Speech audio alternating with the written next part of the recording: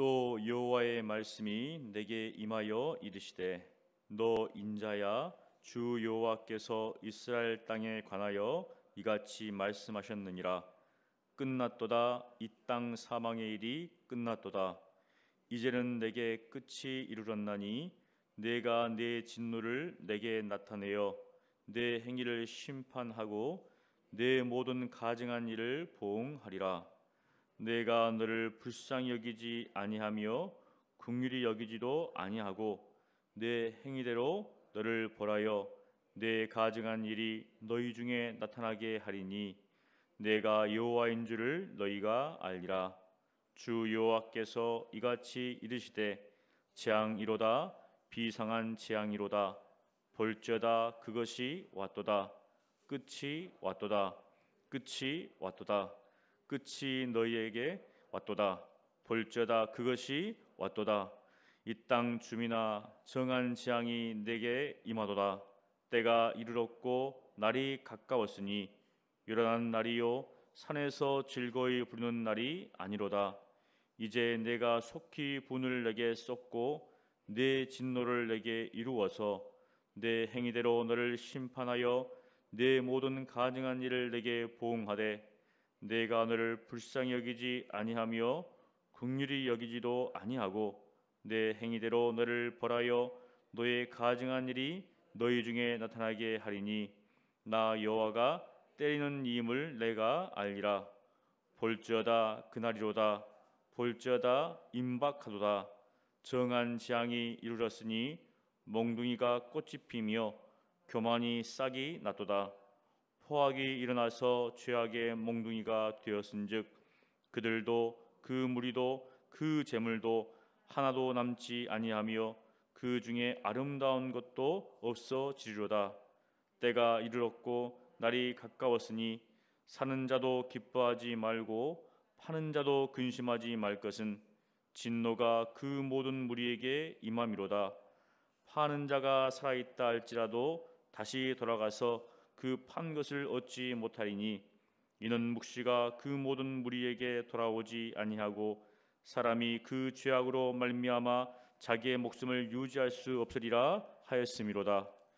그들이 나팔을 불어 온갖 것을 준비하였을지라도 전쟁에 나갈 사람이 없나니 이는 내 진노가 그 모든 무리에게 이르렀음이라.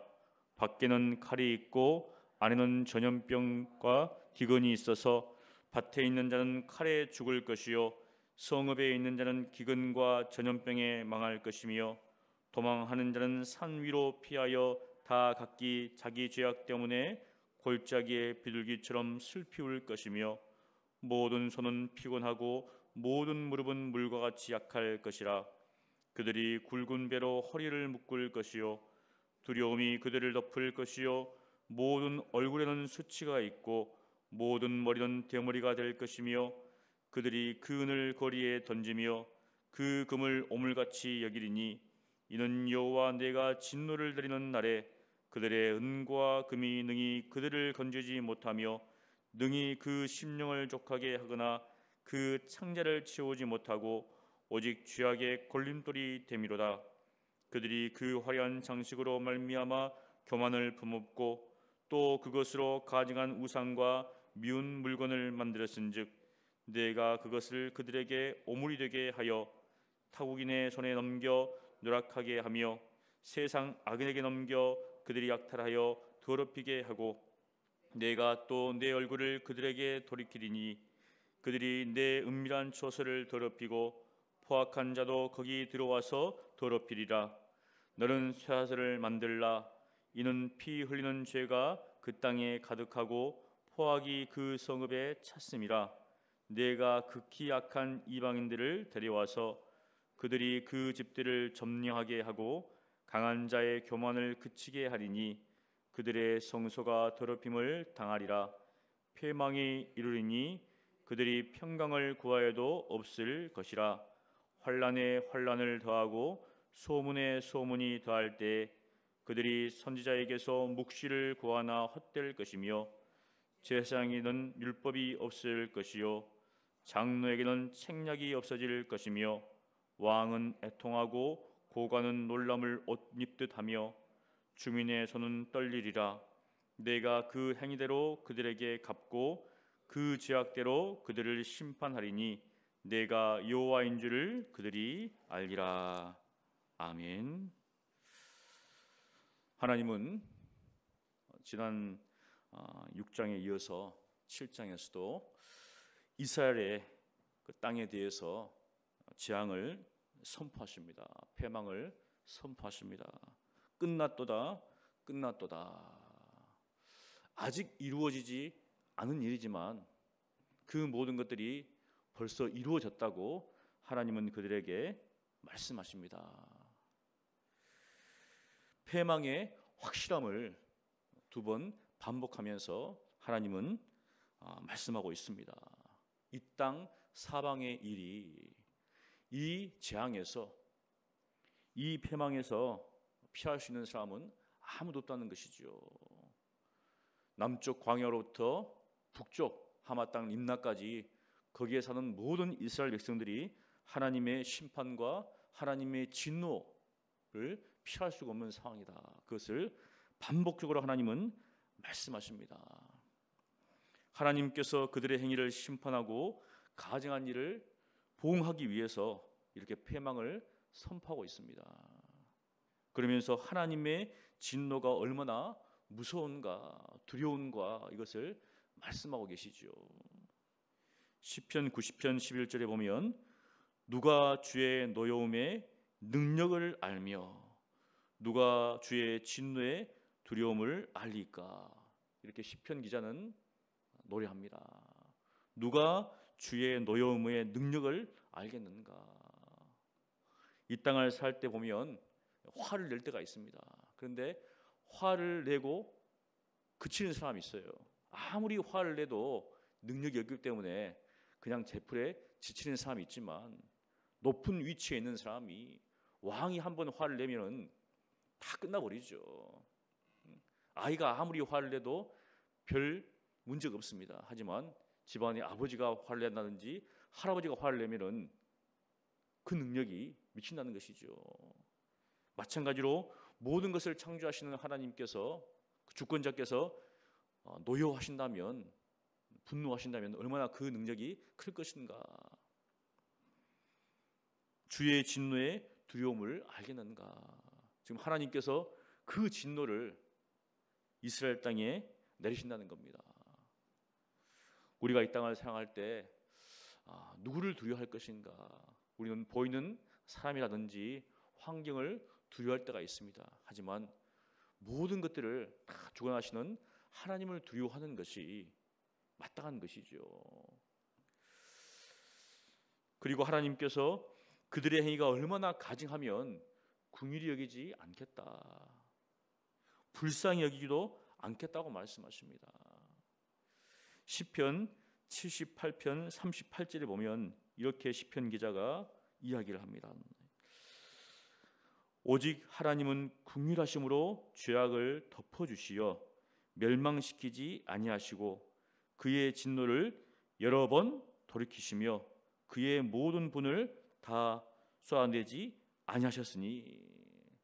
이스라엘 백성들이 하나님을 원망하고 불평할 때도 출애굽 후에 하나님은 그들을 멸망하지 않았습니다. 여러 번 돌이켰다는 것이죠. 그런데 지금은 하나님께서 내가 긍휼히 여기지 않겠다, 불쌍히 여기지 않겠다, 내 진노를 다 쏘아내겠다고 하십니다. 얼마나 그들의 행위가 가증했으면 하나님께서, 오래 참으시는 하나님께서, 인자하시고 자비로우시고 긍휼이 풍성하신 하나님께서 이렇게 하실 것인가. 결국 그들은 자기를 구원하시고 인도하시고 모든 것들을 주시는 하나님을 잊어버리고 우상을 숭배하며 살기 때문입니다. 그래서 하나님께서 내가 그들이 여호와인 줄을 알리라. 그러면서 5절부터는 다시금 그 재앙과 패망에 대해서 반복적으로 더 강도를 높여서 선포합니다. 그날은 요란한 날인데 산에서 즐거이 부르는 날이 아니라는 것이죠. 어떤 날인가? 재앙과 패망의 날이라. 애곡하고 통곡하고 슬피 부르짖는 날이 될 거라는 겁니다. 하나님께서 속히 분과 진노를 그들에게 쏟아부어서 심판하실 것을 말씀하고 계십니다. 무엇에 대한 심판인가? 그들의 행위에 대한 심판과 가증한 일에 대한 보응이죠. 불쌍해지도 않고 긍휼히 여기지도 않는다는 것을 다시금 반복적으로 하나님께서 말씀하십니다. 그러면서 구절에 보면 나 여호와가 때리는 이임을 내가 알리라. 이 모든 재앙과 이 모든 고통과 이 모든 멸망은 누구로부터 왔는가? 바로 하나님께로부터 왔다는 것입니다. 그것을 그들이 알게 될 거라는 것이죠. 그러면서 그 재앙이 얼마나 임박했는지를 10절부터 다시금 말씀하십니다. 볼지어다 그날이로다 볼지어다 임박하도다 정한 재앙이 이르렀으니 하나님께서 정하신 재앙, 즉 돌이킬 수 없는 확실한 재앙이 지금 임박했다는 것이죠. 몽둥이가 꽃이 피며 교만이 싹이 났도다. 무엇인가? 결국 그들이 하나님 앞에 범죄하는 것은 교만하기 때문에, 그리고 그들의 행위가 포악했기 때문에 그 모든 진노가 그들에게 임했다는 것이죠. 포악과 학대로 인해서 심판을 지금 받고 있는 상황이 된다는 것입니다. 그들의 삶 속에서 정말 하나님을 떠나서 율법을 떠나서 살았던 모든 삶의 행위와 또 하나님만을 섬겨야 되는데 하나님도 섬기고 정말 우상들도 섬겼던 그들의 모습들이 말미암아서 하나님께서 그들을 심판하실 것이다. 바로 정한 재앙, 돌이킬 수 없는 재앙이 임할 것이라는 것이죠. 그게 임박했다는 겁니다. 그래서 12절부터 보면 사는 자도 기뻐하지 말고 파는 자도 근심하지 말 것은, 이것은 이제 매매에 관해서 이야기하는 겁니다. 땅에 대해서. 땅을 사는 사람이 얼마나 기뻐합니까? 여러분, 돈을 많이 벌어서 때가 되어서 집을 사면 얼마나 기쁩니까?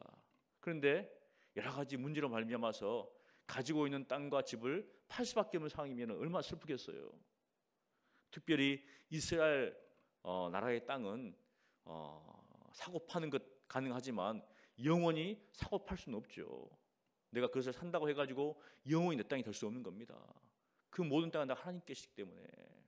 그래서 회년이 되면은 이제 그것을 돌려주는데 사고 파는 기쁨과 즐거움 그리고 슬픔과 아픔, 이 모든 것들이 필요가 없다는 겁니다. 왜냐하면 죽게 되었으니까. 다 끌려가가지고 그 땅을 잃어버렸기 때문에 그 이상 그러한 기쁨도 그러한 슬픔도 의미가 없다는 것이죠. 여러분, 아무리 많은 것들을 가지고 있어도, 아무리 많은 것들을 잃어버려도 결국은 내가 죽어버리면 아무런 의미가 없죠. 그런 것처럼 하나님께서 이스라엘 백성들을 치시는데 이제는 그 땅에서 다 끌어서 이방 땅에 옮기는데 사고 파는 즐거움과 슬픔이 무슨 의미가 있겠는가? 그것을 지금 하나님께서 말씀하고 계십니다. 그러면서 14절부터는 전쟁을 준비하여도 싸기 전에 승패가 결정되었다는 겁니다. 전쟁이 임하는데 그래서 준비를 단단히 했습니다. 그런데 싸워보기도 전에 벌써 끝났다는 거예요. 얼마나 허망한 일인가. 전쟁에 나갈 사람도 없고 칼과 전염병과 기근에 몰살당할 것이다. 그렇게 지금 하나님은 말씀하고 계십니다. 도망하는 자 얼마나 비참합니까? 자신의 죄악으로 말미암아서 슬퍼하며 또 물과 같이 약해지고 두려움과 수치를 당하게 될 것이다.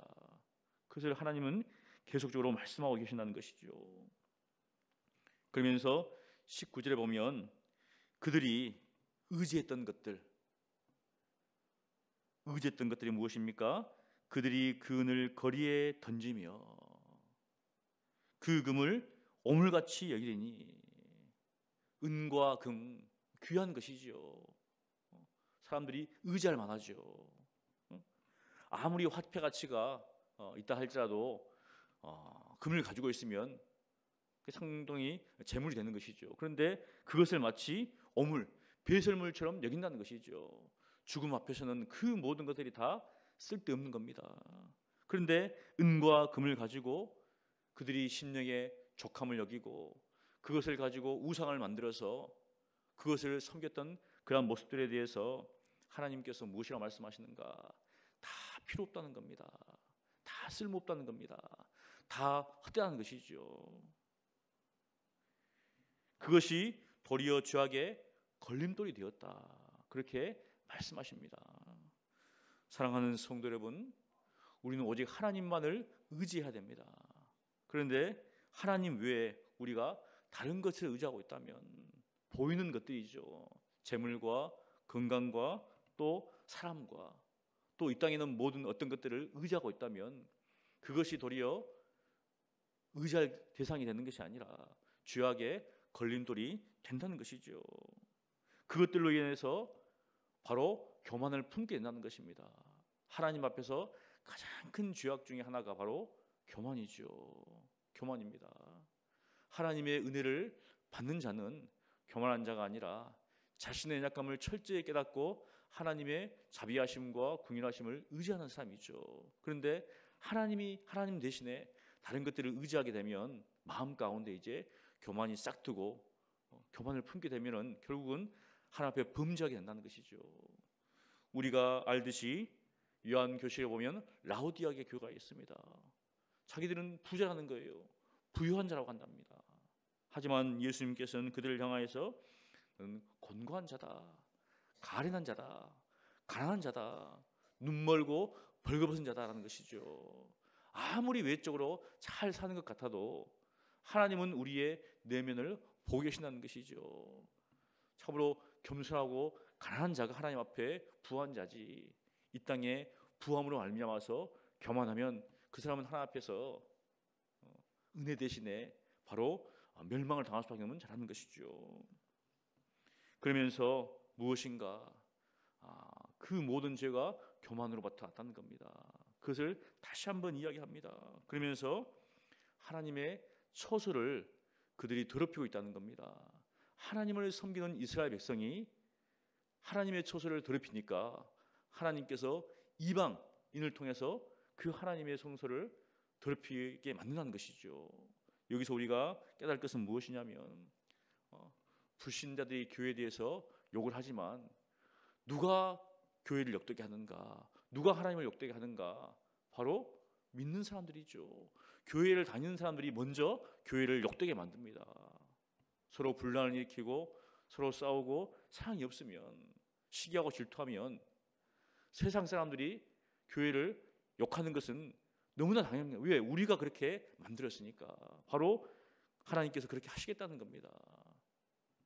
이 땅에서도 동일하게 그 말씀들이, 그 모습들이 이루어지고 있다는 것이죠. 우리가 주의 몸된 교회를 귀하게 여기면 다른 사람들 어떻습니까? 귀하게 여기죠. 우리가 우리 자녀를 귀하게 여기면 다른 사람들 어떻습니까? 우리 자녀들에 대해서 귀하게 여길 수밖에 없죠. 근데 우리가 자녀들에 대해서 함부로 여긴다면 어떻습니까? 누가 귀하게 여기겠습니까? 그것은 마찬가지입니다. 우리가 주의 몸된 교회를 귀하게 여기고 서로 사랑하고 우애하고 존경한다면 비록 세상에서 여러 가지 어떤 것들이 있다 할지라도 하나님께서 은혜를 더하신다는 것이죠. 바로 그것을 하나님은 말씀하십니다. 그러면서 23절부터 바벨론의 포레가 될 것을 쇠사자를 만들라는 것을 통해서 다시 한번 표현하고 있습니다. 바로 패망이 이르러 평강이 없어졌다. 포악이 이르러서 바로 공포가 이르러서 평강이 없어졌다는 겁니다. 그러면서 참 비참한 말씀인데요. 선지자에게 묵시를 구하나 헛될 것이며 더 이상 묵시를 말할 수가 없다는 겁니다. 제사장에게는 율법이 없어질 것이요 장로에게는 책략이 없어질 것이며 마땅히 이야기를 하시는 사람들이 더 이상 그 이야기를 못하는 겁니다. 그래서 왕은 애통하고 고관은 놀라고 주민의 손은 떨릴 것이다. 사랑하는 성도 여러분, 가장 비참한 것이 무엇인가? 하나님의 말씀이 바로 전해지지 않는 것이 가장 비참한 것이죠. 왜냐하면 소경을 인도하면 어떻습니까? 다 죽습니다. 아무리 인도해도 소경도 빠지고 인도함을 당한 사람도 빠진다는 것이죠. 하나님의 말씀이 바로 선포되고 또 그 하나님의 말씀을 바로 들을 수 있는 자가 없다면 그것이 가장 비참한 것이죠. 바로 그것을 말하고 있다는 겁니다. 우리가 잘못된 길을 가고 있는데 이것이 잘못된 길입니다 라고 말할 수 없는 사람이 없다면 그게 가장 큰 문제죠. 그런 것처럼 바로 이 땅 가운데서도 하나님의 말씀이 바로 선포되어지고 그 말씀을 바로 듣고 바로 행하는 것이 얼마나 중요한 것인가. 하나님은 마지막으로 이 죄악대로 그들을 심판하시는데 그것으로 말미암아 바로 그들이 내가 하나님인 줄을 알리라. 사랑하는 성도 여러분, 우리는 계속적으로 하나님을 알아가야 됩니다. 왜냐하면 우리의 지식으로는 하나님을 다 알 수 없죠. 하나님께서 알려주시는 것만큼 알 수밖에 없습니다. 하지만 하나님을 아는 일에 더욱더 자라가야 한다는 것이죠. 하나님을 알 때 우리가 바로 신앙생활을 할 수 있다는 사실입니다. 오늘도 하나님을 깊이 알아가시고 하나님의 진노하심이 아니라 하나님의 은혜를 덧입고 살아가는 여러분 되시기를 간절히 축원합니다. 기도하겠습니다. 거룩하신 하나님 감사합니다. 오늘도 말씀을 통하여서 하나님의 진노하심의 두려움과 하나님의 분노의 노여움을 얼마나 두려운지를 우리로 하여금 알게 하시고 우리가 이 땅에 썩어지고 없어지고 사실 것들에 우리의 마음이 뺏기지 않고 오직 하나님만을 소망으로 삼고 겸손하게 하나님의 은혜를 구하는 삶을 살게 하여 주시옵소서. 높은 마음을 품지 않게 하시고 낮은 자리에서 주님을 섬기는 삶을 살게 하여 주시옵소서. 우리에게 베푸신 놀라운 주님의 은혜를 항상 기억하며 그 은혜에 감사하며 감격하는 삶을 살게 하시고 또 하나님 이 땅 가운데 일어나는 모든 일들 속에서 하나님의 뜻과 하나님의 계획을 분별하시는 영적인 또 눈을 허락하여 주셔서 하나님 앞에 바로 살아갈 수 있도록 주여 은혜를 더하여 주시옵소서. 감사하고 예수님 이름으로 기도합니다. 아멘.